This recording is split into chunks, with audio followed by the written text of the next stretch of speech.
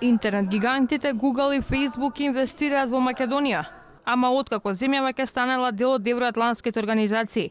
Опозицијата денеска го потсети премиерот на ведената инвестиција која помпезно ја најавуваше уште лани, а тој пак се брани. Ја негувале надежта дека по завршување на политичките процеси инвестицијата ќе стигнела. Јас верувам дека таквите инвестиции е возможно да се реализираат во Македонија, со тоа што веројатно очекуваат Македонија да има сигурна и известна безбедна иднина со членството во НАТО и во Европската Унија. Ги следат внимателно процесите, почнуваме делот на процесот на скринингот и разговорите на компатибилноста на Македонија со системот во НАТО. Кога ги најавувавте инвестициите за Facebook и Google, не рековте дека тие ќе додат во Македонија после членството во НАТО.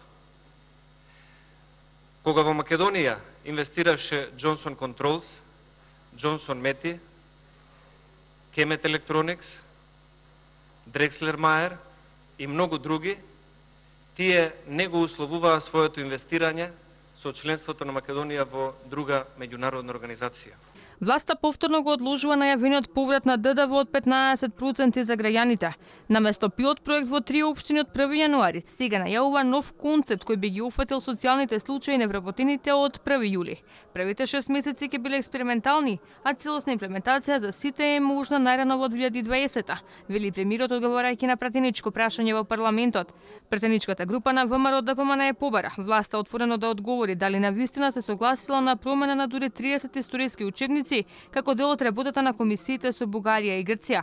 Премиерот се правда, во учебниците имало информации кои им сметале на соседите.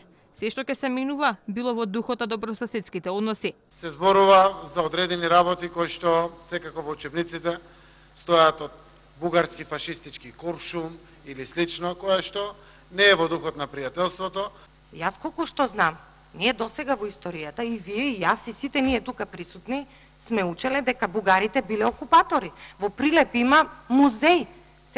Се ќе срушиме, ќе го менуваме тоа.